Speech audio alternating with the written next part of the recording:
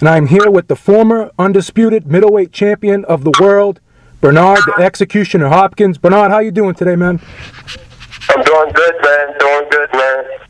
All right, well, you've been interviewed in the past, and people have asked you questions, and they'll start the question out with, a lot of people say this, a lot of people think that.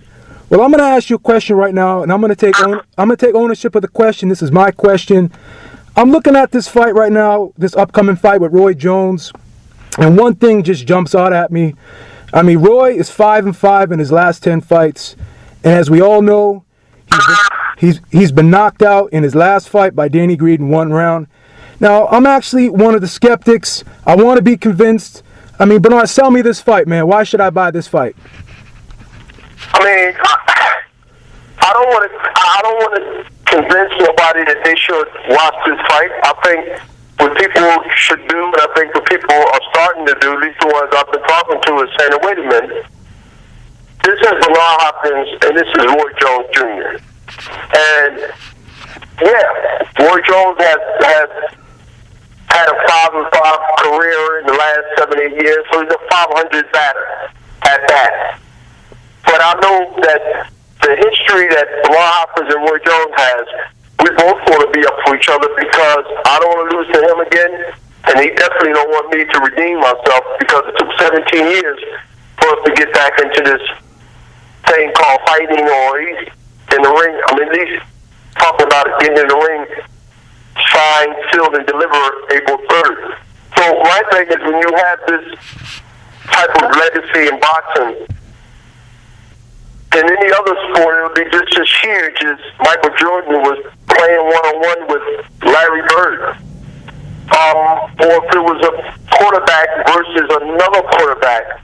When you have these type of future Hall of Famers or present legends of the game, I think that the sell is not really warranted. What I think is, and this is just personally my thing is I think when you have these type of guys that you don't normally get all the time, you be like, wait a minute, these two guys are set when it comes to the history of boxing in their era, and they're going up against each other, and you know what? I don't think it's going to be a snoozer, so the curiosity makes people say, wait a minute, this is Roy Jones Jr., this is Bernard Hopkins, this is Bernard Hopkins, or this is Roy Jones Jr., whoever name go first or second. These are two future Hall of Famers. These are two legendary present fighters of today, and you know what? One had a black back slide the last couple of years, but he's batting 500. And you know what? Bernard is 45 years old, so who knows come April 3rd? Hey, there might be even up scoreboard in that ring because they're not spring chickens. And guess what? They ain't not going to be able to run and do the things that they did in the 20s or the early 30s, which is one of Roy Jones' biggest weapons was what? His speed and his unorthodox style.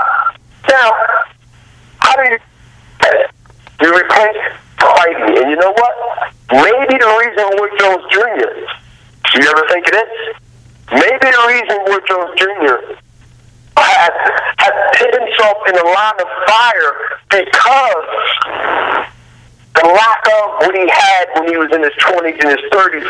So in one case, if you Bernard Hopkins, and I history, and I like looking at why things happen. Maybe that's one of the reasons Roy Jones is willing to fight and not the biggest weapons that he's been so successful with. All right, I got you. Now, that brings me to my next question, because much has been talked about the bad blood in this fight. And we all know that, you came up the hard way. You had to scratch and claw your way to the top. You had to win that middleweight tournament before you started getting the paydays you deserved.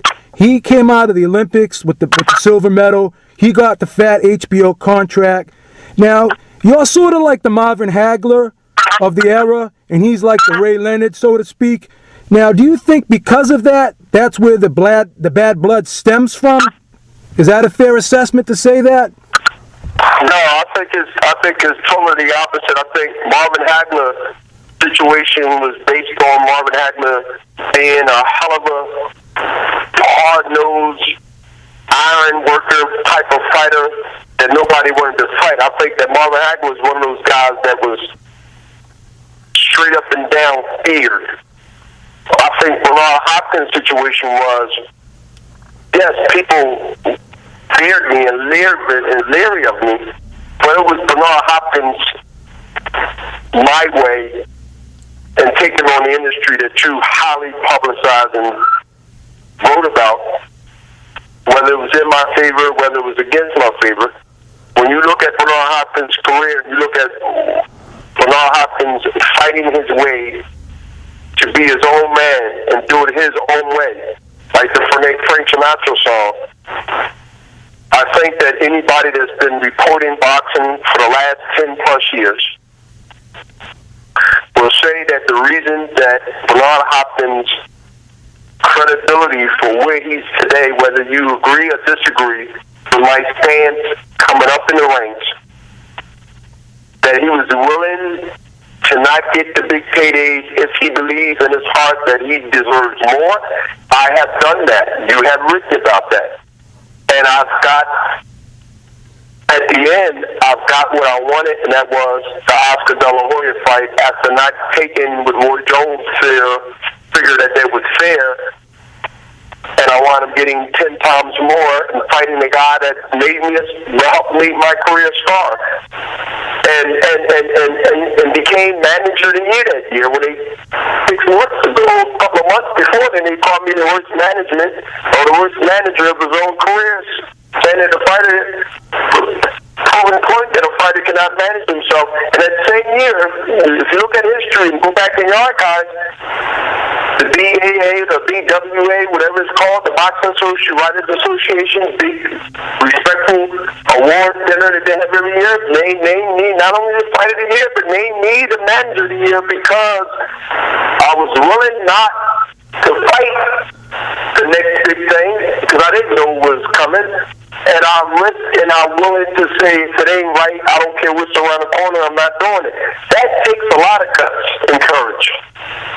And so I think when it comes to my delay, you can say some of them were self-inflicted because I understood when you stand up in life, whether it's sports or life period, a lot of people won't like that. Because standing up sometimes can change a whole history of thinking in other people that might think like you and might not want to be in that position. So somebody has to get sacrificed, and somebody has to either give their life up for you and I to be able to say things and ride the buses that we probably couldn't do if somebody didn't take that stance. So I look at it in my life as the modern day Satchel Paige.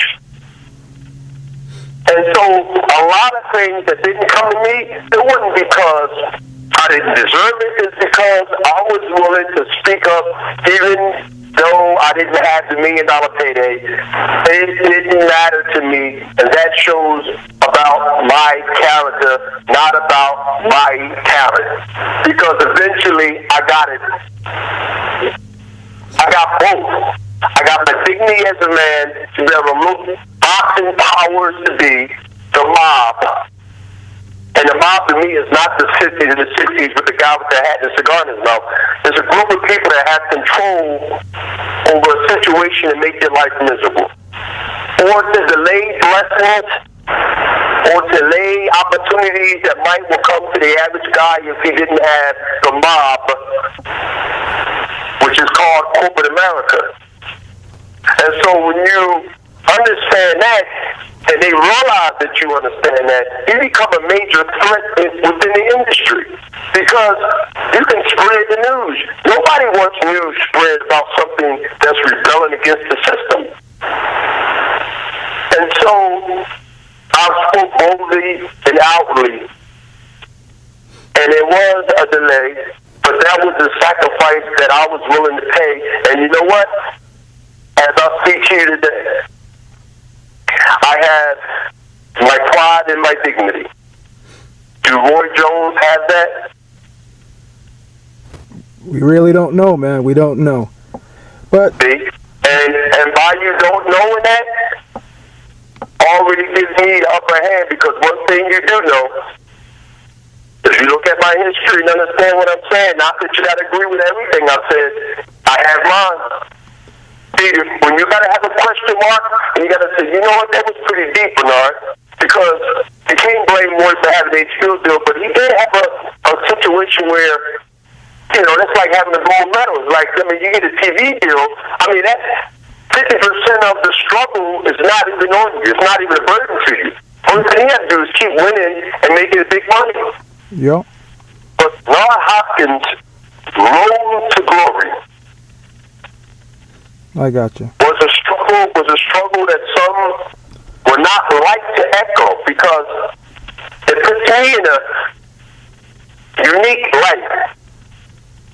And when you are not happy, because we got human beings can be very, very, very, very treacherous, man. We can be very, very, not you and I, not putting you in it, not putting me in it, but people, human beings, some can be very, very, very, very mean. That's true. Now, I don't want you to give your strategy away for this fight, but we all know about the 60-40 stipulation in the contract. Whoever knocks the other guy out gets 60% and the other guy gets 40%. Now, are we going to see that Bernard Hopkins that we saw in the second Robert Allen fight? Because I remember in the rematch with Robert Allen, you were kind of amped up for that. You were angry because of what happened in the previous fight, and you jumped on him right away. You went right at him. Are we going to see that Bernard Hopkins? Or are we going to see the chess player that we saw in the Trinidad fight, the Tarver fight, and the Pavlik fight, or possibly even a combination of both? Which Bernard Hopkins are we going to see come April 3rd? You're going to see the Bernard Hopkins that came out when he fought Robert Allen, when he came out when he fought Antoine Eccles the second time at the Venetia on HBO. You're going to see the Bernard Hopkins that every time, 90% of the time, that he fought somebody twice, he came out with vengeance. And excluding Jermaine Tuller fight, first and second, and so will still argue that I've ruined his career. There's a lot of 17 years of what I feel from an athlete to an athlete disrespectful. Roy talked with two tongues and two heads. I was man enough, if you ask Roy Jones Jr. between now and the fight time comes, and I hope you don't forget to answer this question. Did Bernard Hopkins get on a plane from Philadelphia, come down to Pensacola, sometime in 2001, early 2002, after he won the middleweight tournament, which was highly publicized that I was down there?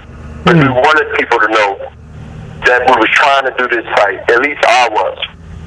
But he used me to make another fight. And right now, I cannot tell you the name of the fight that he eventually fight.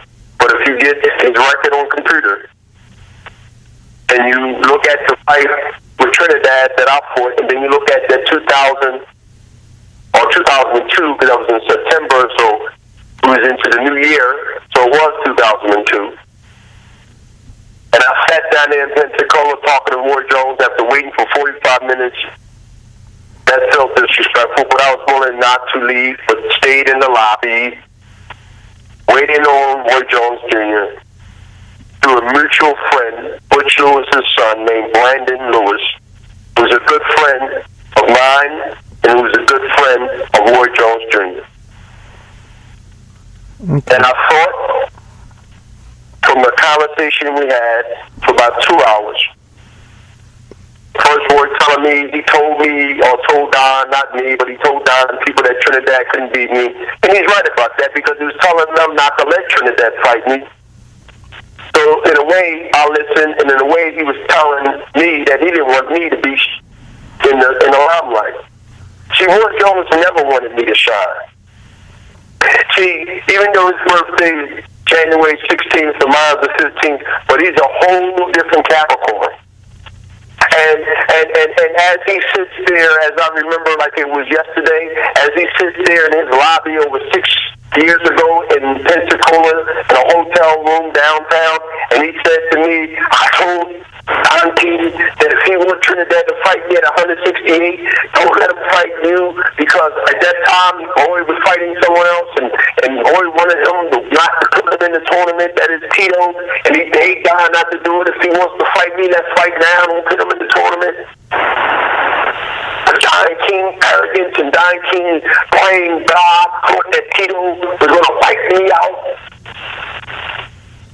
Don't you understand I'm at my best when I'm counted out? Yeah. And even though I'm not counted out in this fight, but I am. You know why I'm counted out? Because there is still some in the industry that want me to go away because of what? Of my age. In some places, they will call it discrimination. Because until I feel in my heart, and until the world see that is evidence, not a lot, just a little, that Bernard Hopkins should never put a pair of gloves on, then enjoy me while I'm here. Because even though you support my legacy, or even though a person might not support it to the point where they just not a fan, how can we be guaranteed that we'll see another athlete in any sport that can maintain the conversation on your lips or any other reporter lips, even mentioned in the top 3 pound for pound? In his 40s. That goes for Brett Favre, football player. That goes for Lance Armstrong. That goes from any other athlete that I can't even remember or even know if any exists. They even mentioned as one of the top best in the world right now.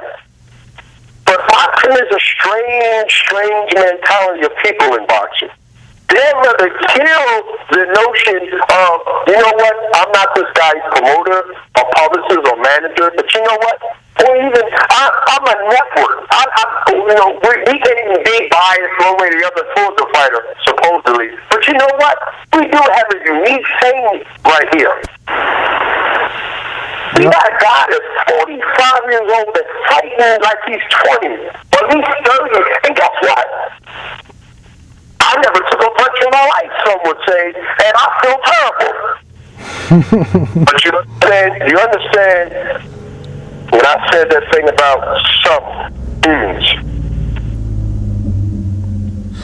They could be in denial because some could be envy, some could be jealous, and last but not least, won't he just go away? He's already proven us wrong. He stared us down after dominating a person that we went out full-blown saying that not only is he going to get beat, but he is going to get knocked out. But he looked across the medium road and he stared and he used body language to speak for him. And he sent chills through 90% of the media phones, and some had their head down in their computers, and some slid down in their chair like their parents was coming in the building when they were 15 years old, and they know they've done something wrong. What they don't understand is that I'm not God, but I'm being protected by someone that they don't have a clue. They think I got this magic pill or this magic vitamin, or I'm on some kind of crazy food diet where this is the way and only reason that Bernard Hopkins exists without embarrassing himself. That is very important to me in my legacy and my family. Is that once I start embarrassing myself, my pride won't let me do that. So when you hear your counterparts partners, or not partners, but counterparts, or your competitive market people. Mm-hmm. And you're having this coffee general conversation. And again, this is not to say speak for me. This is just being reminded that you're going to hear this in the upcoming days or weeks. Before or even after the fight, be like, Will Bernard, he done everything when he just retired, so why should he? Well, he's 45 years old. Okay, he should stop fighting because he's 45. I mean, give me something else, buddy. You're my friend. You're my counterpart, but just give me, I need a little bit more than that. If it's just bottom age, this guy's not fighting at 45. Yeah, that's amazing, isn't it? They will tell you in the same breath, I should walk away because I'm 45, but then in the same breath, wasn't that amazing? This is so contradicted. This is so hypocritical here. And I am so glad to be able to understand and witness this, to be able to have a clear, articulate vocabulary to be able to explain to people and expose, look what he said today, but in the same breath, look what he also says. So let's be real. If you want me to walk away because I'm a pain in the ass, because I am destroying the future young fighters that need to carry this on because they're not ready, then say that to people. Don't lie. Don't use age as a death sentence, because in the 50s and in the 60s, they didn't have the technology of the straightforward things that make us stronger if you do it the right way, to make you run faster, if you got the right sneaks on, to make you have the coaches that we didn't have in the 30s and the 40s, the Matthew Showstones, to this person, that person. If we're living in modern medicine, in modern day athleticism, then how can you exclude the benefits of the good, clean things that we have today to enhance your life, whether you're an athlete or not, to give you 10 more years on your life if you just live right and eat right and stay stress-free? Then why is that not included in why I have longevity? Yeah. Then why do you not look at one of the most underrated defense in boxing, 30 years of boxing? When did you see Bernard Hopkins actually got his butt kicked in 10 years?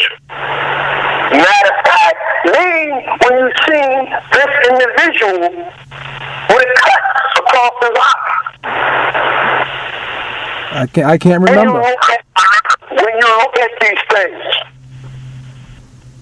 and then the person like myself bring these things to people, I always want to make sure that they understand that I say this because they don't want to mention it. I say this because I have to let people who didn't even, for some weird reason, even thought about that. Yeah. Yeah. And some people that legitimately didn't pay attention to what I just mentioned. Now, and then on the flip side, I gotta let them know that I'm not bragging. I gotta let them know that I'm no fool. It's not just me doing this. Okay. See, the average person will say me, I, because I've done all these things, it's because the way I am, and I've done it. No. I'm not that powerful. See, that protects me, and that gives me the future blessings that I look forward to enjoying as life goes on after boxing and in the present. So Roy Jones is a personal achievement of mine. And I had a couple of personal achievements, and one of them was staying out of the penitentiary. Because when that warden told me, as you read and as you documented, as you heard, you'll be back, you remember hearing that, right? Yeah, I did. And I looked at him with my box in my hand with 9 felonies and 8 years of parole starting that day I left out of the prison. Yeah. To me, when I hear somebody say you can't beat Padley because you fought a woman, you can't beat Tarver because Tarver is a big light heavyweight, and you only fought 160 all your life, you're crazy. And you can't beat the winner of John Luis or David Hayes. Don't even think about going to heavyweight for Bernard Hopkins. I heard you. You got to be crazy. You know what that reminds me of? That reminds me of that warrior named Buddy Rush. R-U-S-H. Yep. You'll be back. I remember. And guess what? You didn't go back. All I had that in my belly and my soul. I'm not saying I always will win. You don't know until the fight's over. Yeah. But I'm damn sure going to go in there with one bullet in the chamber, knowing that I'm fighting two entities. And all these years you say to yourself, damn, Bernard, you got your big payday, and, we heard that you're a safe guy. I mean, when did the fight stop? That's myself being my own reporter now. So the question, when do you stop having that iron in your belly where you tell yourself that you're fighting a system where they already surrendered to you? I would say to you, no, they didn't. They just say, Bernard, what are you talking about? I mean, you beat Padley. Yes. And guess what? They sat me down for 16 months after that fight. They did. HBO lied. They lied to me and blamed it on the next guy. They said that if you can wait, then I said it again. They lied to me and said that if you wait until June of 2009, we'll do something special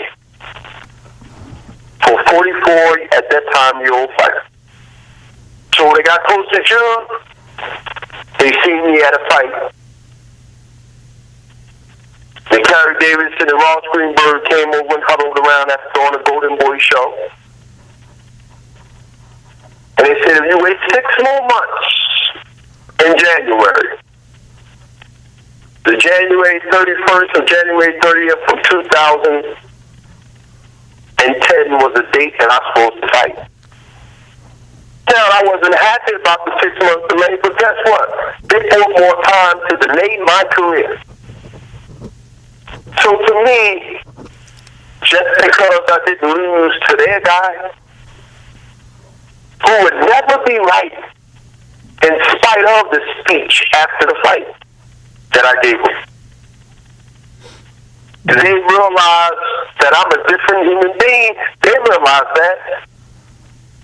They have spoken about that. So I'm not going to leave until I'm ready. I got you. But I would not, this is what I'm saying, I would not leave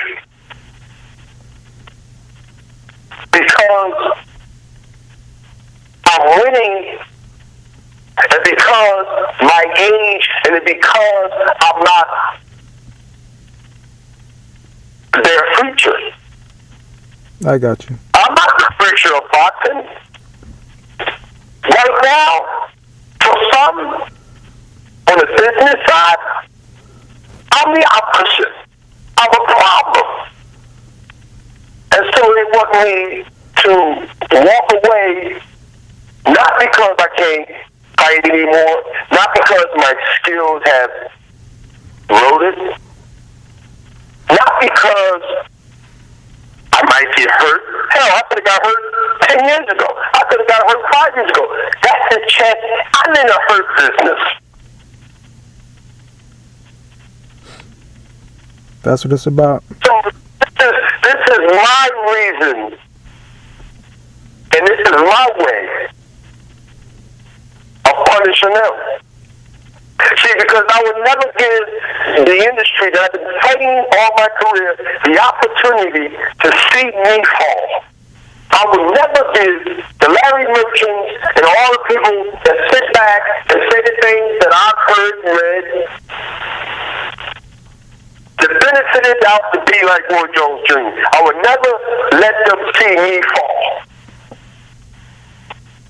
Now, being under that, that's some bold, strong words to say, knowing that anything can happen in the ring, but guess what? To be able to go up against a guy that thinks that way, and live that way, and train that way, that's a person that 99.9% of people don't want to face. Because to me, it's not about the money. I've turned down millions. You wrote about it. Yo. I walked away, and some said, why would the Lord take $300,000 for a mandatory, or he could have gave up the belt for $2 million? Because the belt at that time was my lifeline. Yeah. Because they had to deal with me because I had all four of them. Yeah. And they kept me in the race. They had to deal with me. They had to take me out on the day. Because I was the only undisputed in a long time in a division which is historic, called the middleweight division. And now, since you don't have these major titles under my belt, they can find a way, because there's no mandatories. There's no obligations to the WBC or the IBF or WBU or whatever. See, in some cases, the De La Hoyas, the Bernard Hopkins, and the Shane Mosley don't need certain things. But even if Shane Mosley didn't have a title, I don't think that people would want to fight him as eager as they do now. See, Berto was going to fight Shane Mosley because Shane Mosley has the WBO title. And that's because HBO also has Berto, who they want to be the successor of Sugar Shane. See, this ain't no bad thing. See, I'm educated to know that this is business, not personal. Absolutely. Absolutely. In this game, if you don't have the same venom or learn how to have the same venom within you that they have in them, you're in trouble. Man, I got an old saying, man. Like when you're dealing with the snake, sometimes you gotta slither around on the ground with him, just so you can look him in the eye. You know what I'm saying? And you gotta inject yourself with a little poison so when you get bit, you don't die. Exactly. There you go. There you go. Now speaking of HBO, this is going to be my last question. I got to slip a Chad Dawson question in there because Chad Dawson, they paid Chad Dawson. They paid a lot of money for that Tarver-Dawson rematch, and it kind of befuddled a lot of us because they won't pay for Chambers-Klitschko. Now, do you think that, or even envision in the future, that HBO could call Bernard Hopkins up and put enough money down on the table where you can say, you know what, I can't pass up this offer? Because HBO's got a funny way of just coming up with money. Go ahead, man. You ready? Yeah, I'm ready.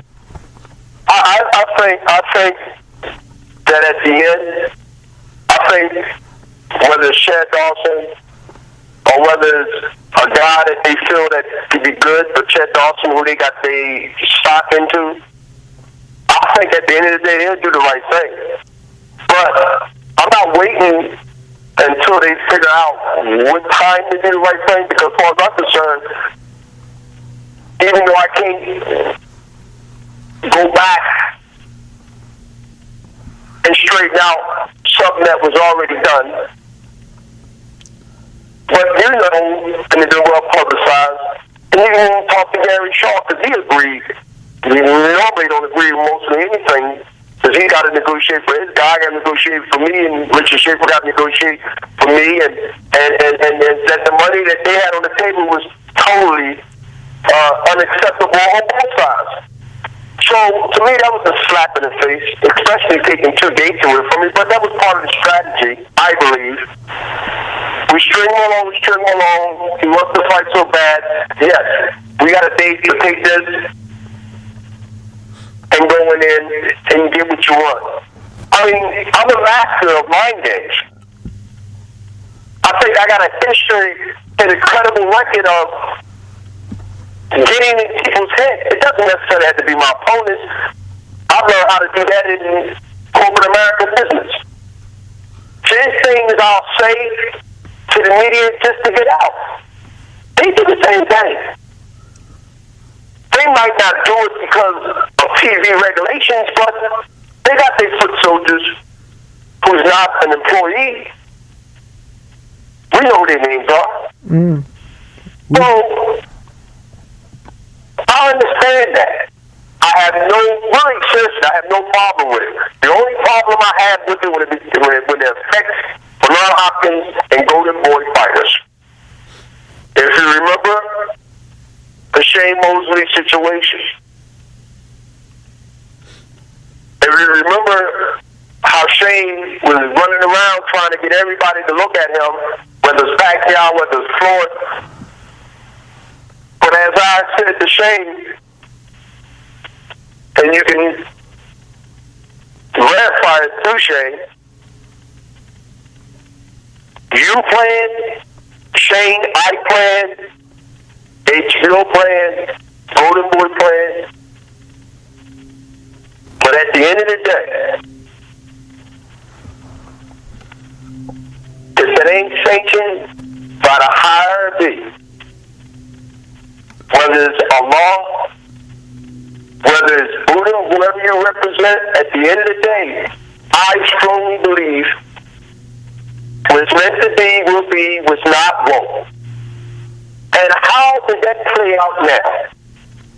Made me look like some kind of, which I'm not. I'm going to go on record right now, and I'm no prophet. I just understand that sometimes things might go the way that the enemy wants you to go. Sometimes to get tested with your own faith, you must sometimes fall because they plan things so strategized towards you that it might not kill you for some, but at the end of the day, if you hang in there, if you believe and you are valuable to them, that's very important. That's to TV, that's to whatever entity you're involved in. If you have some value that they want, they can't deny and they can't ignore you. It just takes discipline to be able to have the patience to deal with the rhetoric and the BS that comes with any business, especially boxing. And so now, that revealed himself. And so, come April 3rd, they're not going to give me the credit for getting that 60% by knockout. And you know what? I'm not expecting them to, but this is a gratifying personal goal that I must put in my portfolio of my historic career. And then I'll move on to something that you might have heard and you might have written about. If you didn't, this will be something that will be Bernard. There's nothing else that you can possibly come up and do after this one.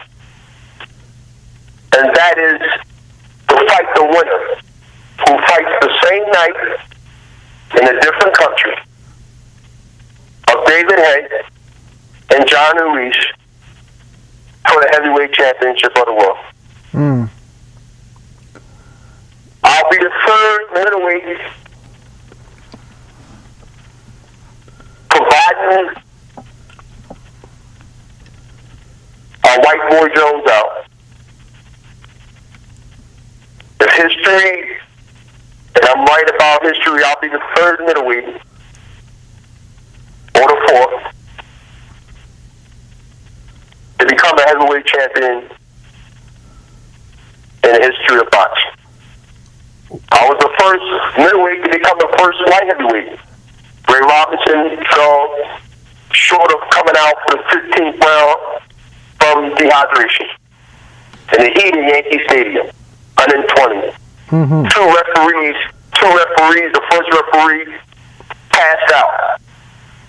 And if history, which I love and which I study, that will be the most profound thing that people will remember for the rest of their lives on top of the other things that I have done. I will continue to outdo myself and outdo my legacy. And that's what keeping Bernard Hopkins in the game, because I want to outdo that. I want to outdo what I've done 2 years ago with a 17-year younger killer fighter named Kelly the Ghost Bradley. They won't give it to me April 3rd. But for me, it's just as big as anything that I've done in the last 15 years because of this 17-year hate that I have for this guy. Because he had the opportunity to not only me, but a lot of people, when he cherry-picked and he pimped HBO, who gave him a contract that no other fighter will ever get in life. That's what I'm saying. That's what I'm saying. Now, hold on. Let me on my move now. Let me on my move. You're doing some good stuff here. Yo, go ahead, man. To be able to be the first and the only fighter in any time in history will never be repeated again because they fell in love and forgot to be businessmen. You can't blame Roy Jones for getting the first and the last right to approval to fight anybody he want to fight. So he beat up a police officer. He beat up a part-time fighter and a full-time teacher named Otis Grant from Canada. He cherry-picked his way to the Hall of Fame in 5 years from now. I would destroy Roy Jones' career. I would take whatever is left and store it in my history book. This is my personal mission. And I know some don't like this fight, but I've done a lot for what other people wanted me to do in a lot of things in my life. Not all of it, but most of it. And I'm going with makes Bernard Hopkins for one of the third, fourth times in my long 20-year career that I want to do. That's deep, man. And that's why I'm taking this fight as seriously as I'm taking any other fight. Training down here, running this beach like crazy.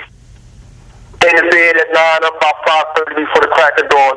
All the young spar partners, the first week, they was giving me trouble.